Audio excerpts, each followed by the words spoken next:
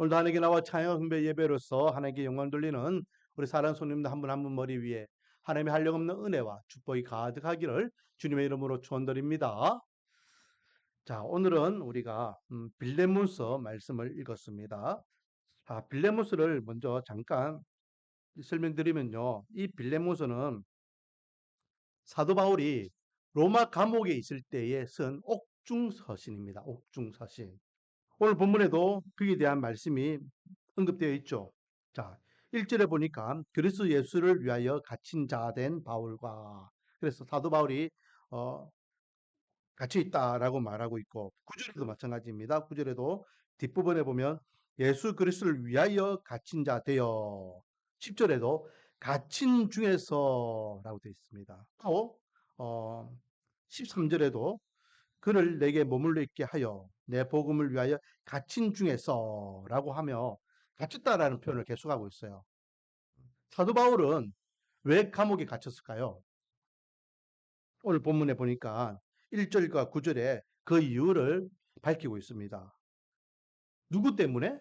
바로 예수 그리스도를 위하여 갇힌 자, 예수 그리스도를 위하여 갇힌 자라고 두 번 언급하고 있습니다. 즉 사도 바울은 예수님 때문에 갇혔다라는 거죠. 예수님의 복음을 전하다가 그렇게 옥에 갇혔고 핍박을 당하고 고문을 당하고, 그리고 67년 그는 하나님의 부름을 받아서 순교하게 되는 것을 보게 됩니다. 이것이 사도 바울이 이제 지금 갇혀 있는 상황을 밝히고 있는데, 여기에서 사도 바울은요 여러 교회에 편지를 씁니다. 그 중에 이제 오늘 본문에 빌레몬스를 썼는데, 이 빌레몬스는요 사람에게 쓴 거예요. 빌레몬이라는 사람에게 쓴 겁니다. 그래서 1절에 보면은 우리의 사랑을 받은 자요 동료자인 빌레몬과 내 집에 있는 교회에 편지한다라고 하면서 1절과 2절에 보니까 빌레몬이라는 이름이 거론되고 있고 그의 가족들이 거론되고 있고 또 그가 속하 있는 교회가 거론되고 있습니다. 그래서 빌레몬 개인에게 편지를 쓰고 있는데, 이 편지는요 제가 오늘 새벽에도 말씀드렸지만은 골로새서와 연결되어 있습니다. 왜냐하면 골로새에 있는 교회에 편지를 하면서 이 빌레몬에게 같이 편지를 써요. 왜? 금방 읽었던 대로 내 집에 있는 교회라고 되어 있잖아요. 내 집에 있는 교회. 내 집에 있는 교회라는 의미는 뭡니까? 지금 빌레몬 집에 교회가 있다는 겁니다. 그러니까 이 골로새라는 교회가 골로새 지역에 세워진 교회인데, 이 교회가 제일 처음 어디서부터 시작했다? 바로 빌레몬의 집에서부터 시작했다라는 것을 알 수 있습니다. 그렇기 때문에 이 빌레몬은요 목회자는 아니에요. 목회자는 아니지만은 그 교회의 그 집안의 어른이었기 때문에 지금으로 이야기하면 장로 정도 될 것이다. 대표자가 될 것이다. 라고 추측할 수 있습니다. 그래서 골로새에 있는 교회에 편지를 하면서 빌레몬에게 편지를 하는 데에 장로이기 때문에, 어? 대표자이기 때문에 개인적으로 편지를 쓰느냐? 그건 아니에요. 특별히 빌레몬에게 하고 싶은 말이 있었던 거죠. 그 문제가 바로 오늘 우리가 같이 나눌 내용인데, 오늘 본문에 보면은 내 집에 있는 교회에 편지하노라라고 하면서 빌립보 교회와 또 골로새 교회와 또 빌레몬을 향해서 편지를 쓰고, 이 쓴 편지를 인편으로 붙이게 되는 것을 보게 됩니다.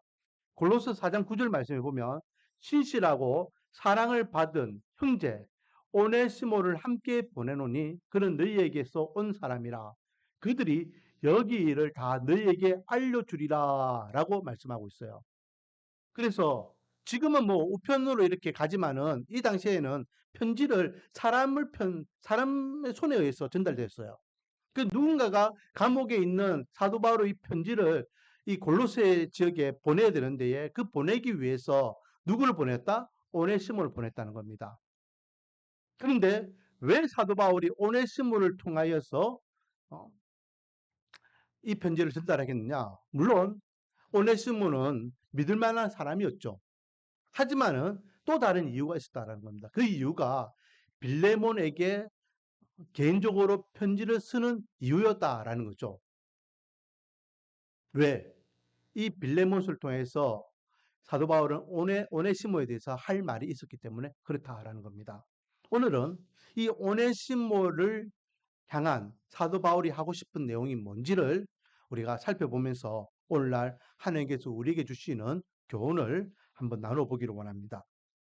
오늘 본문을 우리가 묵상하면서요, 오늘 말씀을 나누면서 핵심적인 구절은 11절 말씀이 될 것 같습니다. 오늘 11절 말씀을 가지고 우리가 전체적인 내용을 살펴보기를 원하는데, 자, 11절.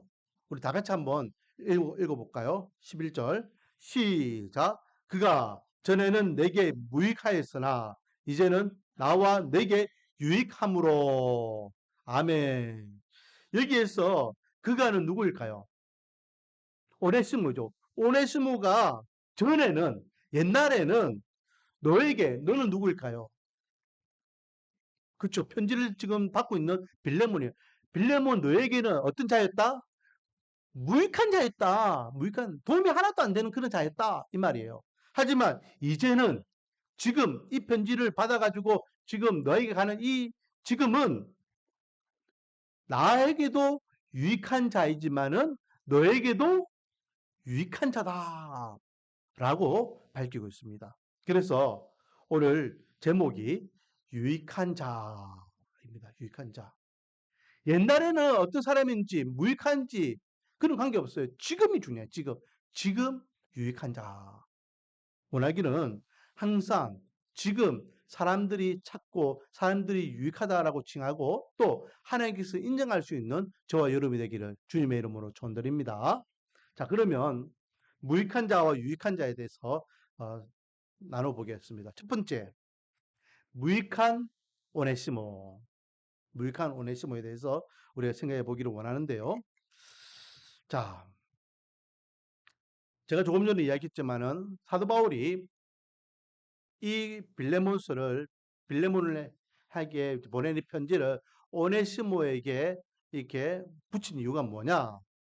그걸 알기 위해서는 오네시모와 빌레몬의 관계를 알면 되겠죠. 예전에 이 오네시모가 빌레몬 당신한테는 무익한 자다라는 것은 이미 빌레몬과 오네시모는 관계가 있는 사람이라는 거예요. 구면이라는 거죠. 그래서 계속해서 오늘 본문을 통해서 확인해 보면 자, 14절 말씀이 그 힌트가 될 것 같은데요. 14절. 다만 내 승낙이 없이는 내가 아무것도 하기를 원하지 아니하노니 이는 너의 선한 일이 억지같이 되지 아니하고 자유로 되게 하려 함이라. 이게 무슨 말이냐면 사도 바울은 오네시모가 이제 풀려났어요. 풀려나가지고 자기와 함께 하기를 원해요. 하지만은 이것을 사도 바울이 강제로 할 수 있는 것이 아니라는 것을 사도 바울은 알고 있습니다. 그렇기 때문에 오네시모를 지금 부탁하고 있는 거예요. 무엇을 부탁하느냐? 사도 바울과 함께 하기를 원하는. 왜? 왜 부탁하고 있습니까? 빌레몬에게 승낙이 필요하기 때문에. 그래서 다만 너희의 승낙이 없이는 내가 아무것도 하기 원하지 않는다라는 거예요. 그러면 오네시모가 누구의 승낙을 받아야 된다. 이 말은 뭐죠? 어떤 거처에 대해서, 어떤 역할에 대해서, 또 어디에 있는지에 대해서 승낙을 받아야 된다라는 말은 이것은 바로 주종 관계였다라는 겁니다. 즉 오네시모는요 옛적에 빌레몬 집안의 종이었다는 것입니다. 오늘날 우리는요 이 주종 관계가 뭐 이렇게 사람을 부리는 것과 사람 그 집에서 일하는 것 그래서 월급을 가지고 그것을 이렇게 관계를 맺을 수 있지만은 이 당시에는요 종이라는 것은요 노예였고 노예는 제가 몇 번 언급했지만은 말하는 짐승이에요. 말만 할 줄 알았지 짐승과 똑같은 존재였어요. 비참한 인생이었습니다. 뭐 오늘날은 인권이라는데요. 만약에 오늘날 같으면은요 노예 인권을 이야기했을 거예요. 노예도 인권을 달라. 그랬을 거예요. 그래서 뭐 하루에 몇 시간 일하고 밥 3끼 다 주고 일하는 만큼 뭐 보상 주고 막 이럴 건데 이 당시에는 그런 게 없어요. 인권이 어디 있습니까? 사람이 아닌데 말할 줄 아는 짐승인데. 그래서 역사의 기록에 보면요, 이렇게 어, 집에 부리는 가축들 있잖아요. 말, 소, 뭐 염소 이런 것들을 쭉 나열해 놓고 거기에 종들로 딱 나열해 놓고 거기에서 제일 비싼 가격을 치는 짐승과 제일 하찮은 짐승들을 쭉 나열하면은 이 종들은요 어디 취급되는지 아십니까? 제일 하찮은 말과 소는요 아주 귀한 가축으로 대우를 받아요. 근데 이 사람은요 아예 개돼지보다 못한 취급을 받는, 그러니까 가축들보다 더 못한 그런 위치가 종이었다는 겁니다. 그렇기 때문에 사도 바울은 이 주종 관계를 잘 알고 있었기 때문에 오네시모가 비록 내가 함께 하기를 원하는 그런 듬직한 사람이지만 빌레몬 내가 들어보니까 네가 예전에 이 오네시모의 주인이었더만, 그러니 너의 승낙을 받기를 원한다 라고 편지를 하는 것입니다. 자, 그런데요, 이 오네시모와 빌레몬의 관계는요, 단순히 주종 관계로서만 끝나는 게 아니에요. 이 오네시모는 빌레몬에게 어떤 큰 잘못을 한 것 같습니다. 오늘 본문에는 정확하게 나와 있지 않아요. 자, 그러나 거기에 대한 암시가 기록되어 있죠. 18절, 19절 말씀입니다. 18절, 19절. 제가 한번 읽어볼게요. 그가 만일 내게 불의를 하였거나 오네시모를 보내면서 오네시모를 나와 같이 똑같은 동자로 네가 맞이해라 라고 하면서 오네시모를 종으로 이제 생각하지 마라 라고 하는데, 얘 혹시 이 오네시모가 옛날에 너한테 어떤 잘못한 것이 있거나 또는 내게 빚진 것이 있으면 그것을 내 앞으로 달아나라, 내가 계산해 줄게 이 말이에요. 자, 그래서 많은 학자들이 추측하기를, 많은 학자들이 뭐라 이야기하느냐, 이 오네시모가 종으로 있을 때에 이 빌레몬의 집에 있는 어떤 재산을 탈취해 가지고 야밤도주했을 것이다 라고 생각해요. 그래서 떠돌이로 살아가는 겁니다. 떠돌이로 살아가다가 또 어떤 경범죄를 저질러 가지고 로마 감옥에 갇혀서 그때에 이제 사도 바울을 만나게 되었다. 그러니까 어, 빌레몬 입장에서는요, 이 종이 도망간 것도 열받는데 이게 물건까지 훔쳐가 갔다는 거예요.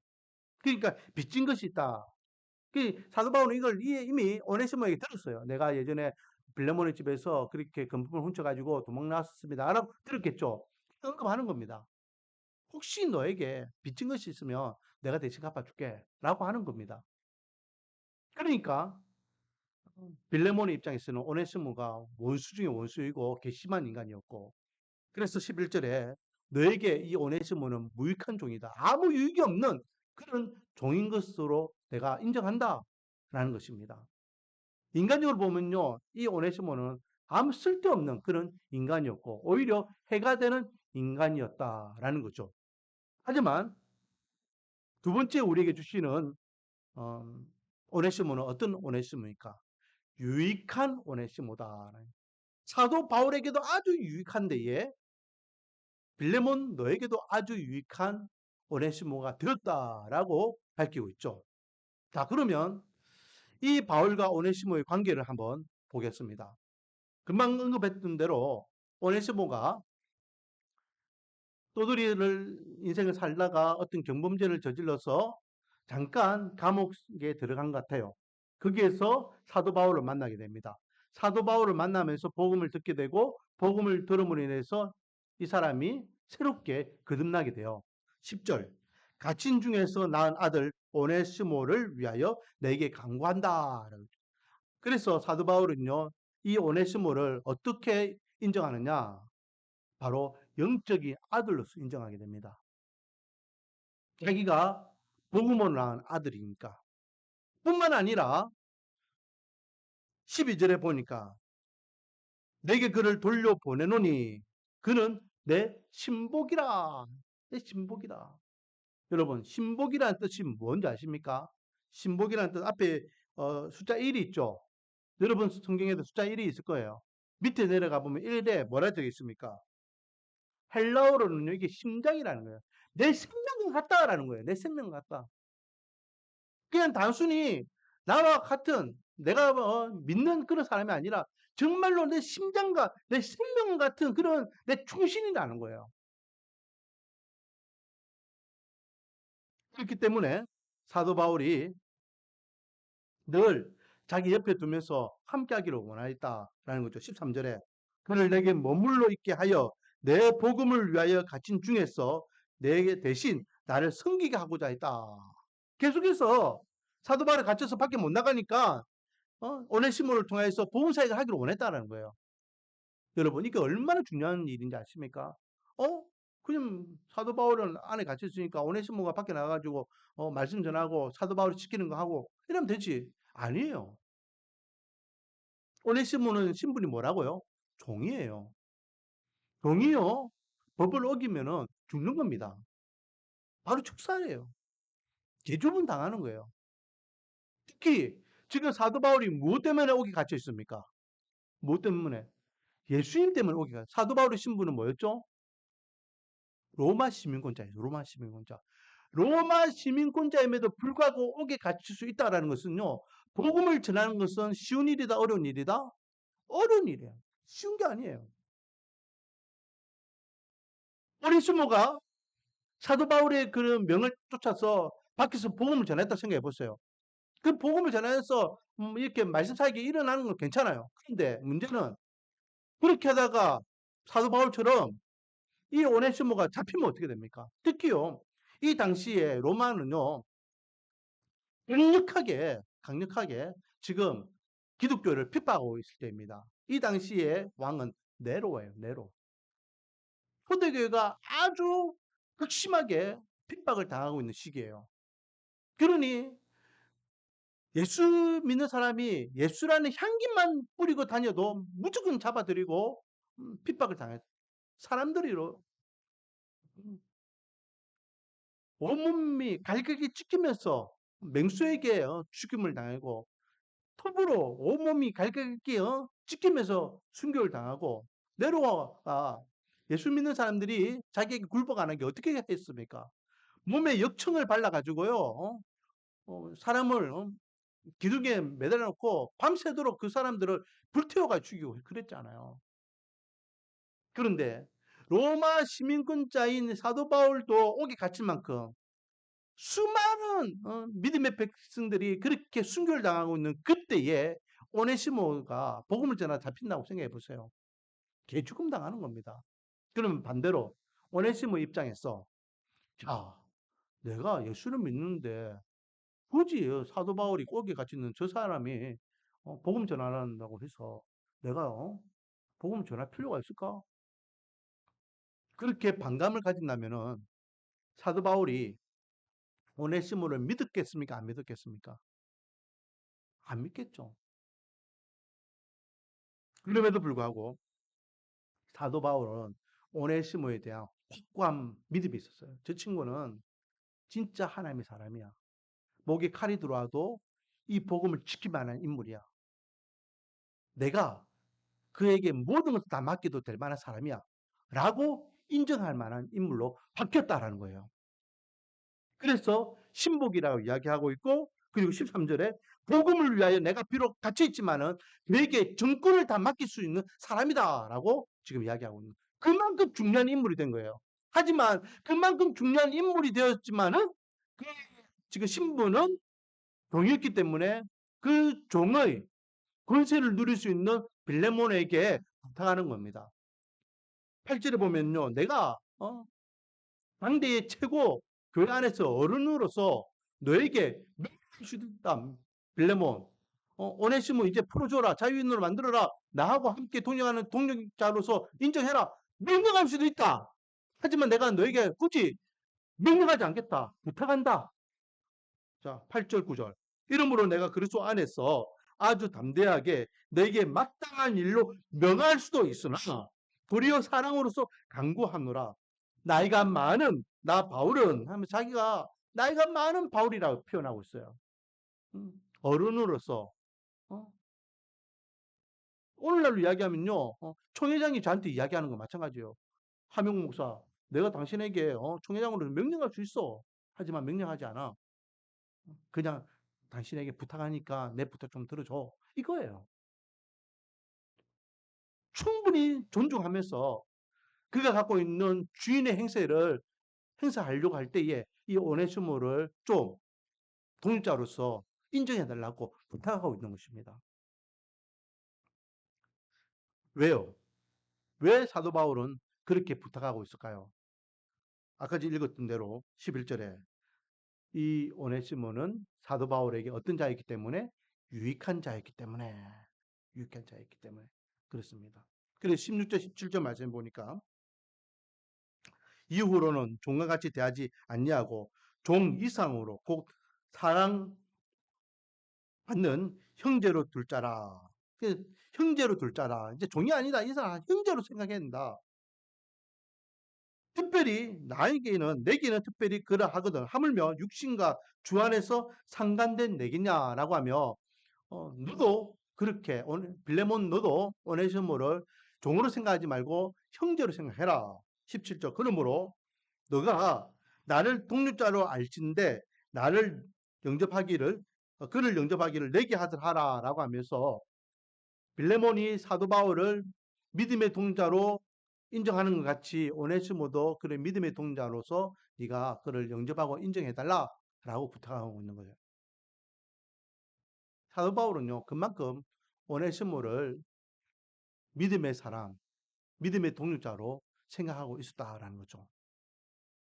자, 그러면 여기에서 우리가 한 가지 생각해 볼 수 있는 게 뭐냐?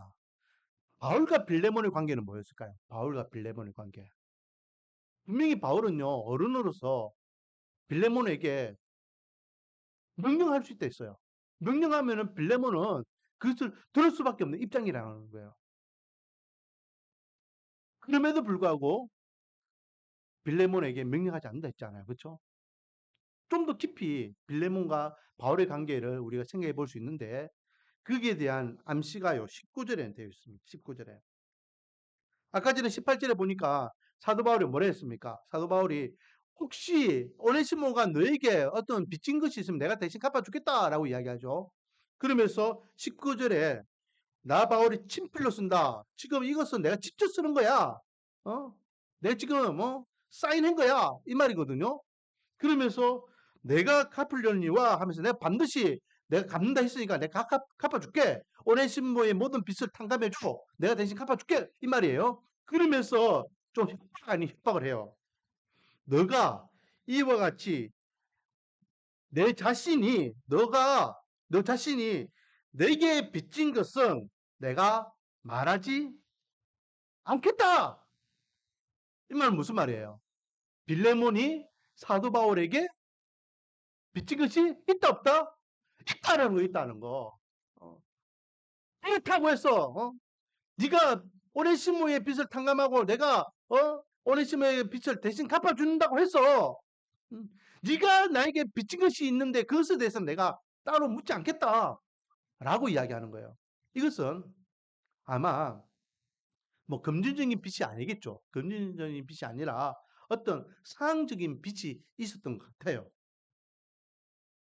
그 빚을 빌레몬은 늘 감사하는 가운데 있었는데 그렇기 때문에 사도 바울이 부탁이 아니라 명령을 해도 거기에 대해서 충분히 들어줄 수 있고 또 뿐만 아니라 부탁을 들을 수밖에 없는 그런 관계였다는 겁니다. 왜냐? 자, 20절 보세요. 20절. 20절 보내면 형제요 나로 주 안에서 너로 말미암아 기쁨을 얻게 하고 내 마음이 그리스도 안에서 편안하게 하라라고 하면서 그냥 편안을 이야기하면서 21절 내가 나는 너가 순종할 것을 확신함으로 내게 섰다. 이미 사도 바울은요 확신해요. 뭘? 이 편지를 받아보는 빌레몬이 오네시모에 대한 이 글에 대해서 순종할 것을 확신하고 있습니다. 그 말은 뭐죠? 빌레몬은 순순히 바울의 말을 들을 수밖에 없는 관계였다는 거예요. 자, 사도 바울이요. 이 빌레몬을 엄청나게 칭찬합니다. 분명히 예전에는 이 빌레몬도요, 사도 바울이 도와줄 만큼, 사도 바울에게 빚질 만큼의 그런 약한 자였고 무익한 자였겠죠. 하지만 이제는 교회의 수장으로서 이렇게 또 많은 이들에게 덕을 베푸면서 인정받는 인물로서 그가 성장한 것에 하나님 앞에 늘 감사하고 있더라라는 거죠. 빌레몬에 대한 말씀 오늘 새벽에도 우리가 나눴지만은 4절부터 7절까지 보면은 하나님 앞에 빌레몬을 위하여 기도할 때 늘 감사해서 하나님 빌레몬이 이렇게 성장했습니다. 빌레몬이 이렇게 변화되었습니다. 너무나 자랑스럽습니다. 빌레몬이 이렇게 잘 성장하여서 한 교회의 지도자가 된 것을 너무 감사합니다. 라고 해요. 그러면서 빌레몬이 얼만큼 교회에 덕을 베풀고 있는지, 사랑과 그리고 믿음을 어떻게 세우고 있는지 그 소식을 들을 때마다 하나님께 감사한다라고 하며 변화된 빌레몬에 대해서 4절부터 7절에 언급하고 있어요. 여러분, 모든 사람은요, 날 때부터 잘난 사람이 없어요. 날 때부터 사람들에게 덕을 세우는 사람이 없어요. 다 부족합니다. 모자랍니다. 다 무익해요. 하지만은 서서히 서서히 어, 유익한 자로서 변화되는 것입니다. 여러분, 오네시모라는 뜻이 뭔지 아십니까? 오네시모라는 뜻은요, 유익한 자라는 뜻이에요. 유익한 자.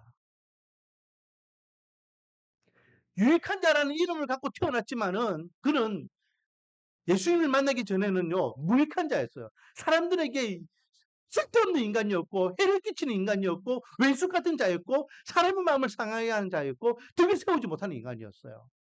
하지만은 예수님을 만나고 난 다음부터 그는 유익한 자로 바뀌게 되는 것을 보게 됩니다. 우리도 마찬가지잖아요.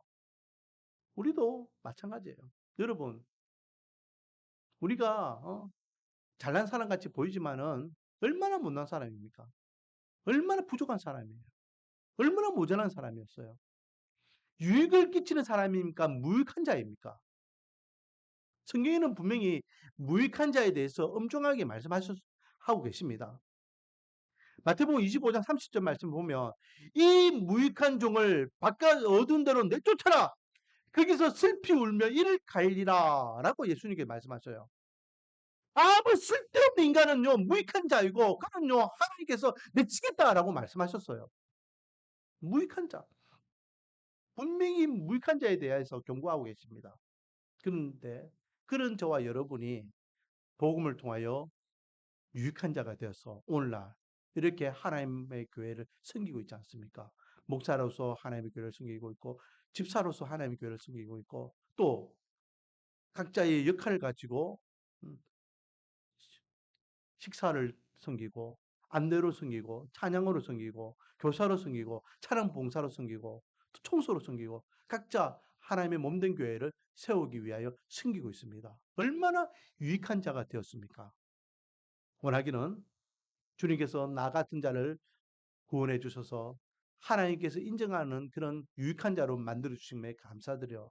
하나님 이 볼품없고 보잘것없는 내가 주님 앞에 어떻게 쓰임 받을 것인지, 주님께서 나를 어떻게 사용하실 것인지, 내가 주님 앞에 어떤 유익한 자가 될 것인지 항상 고백하며 하나님 저도 되겠습니까? 저도 되겠습니까? 나 같은 자도 되겠습니까? 하나님 앞에 겸손하게 주님의 부름에 귀를 기울이며 하나님께서 맡기신 그 사명을 목숨을 다하여 감당할 수 있는 저와 여러분이 되기를 원합니다. 사람들에게 세상 사람들에게 인정받는 자가 아니라 하나님께 인정받는 자가 되기를 원하고 세상에 유익한 자가 아니라 하나님 앞에 유익한 자가 되기를 원하고 세상 사람들 앞에 유익한 자가 아니라 교회의 유익한 자가 되어서 하나님의 영광을 더럽힐 수 있는 저와 여러분 되기를 주님의 이름으로 축원드립니다. 기도하겠습니다. 우리가 예전에 주님을 만나지 못할 때에는 무익한 자였습니다. 모자라고 부족하고 또 못난 모습이 많았습니다. 하지만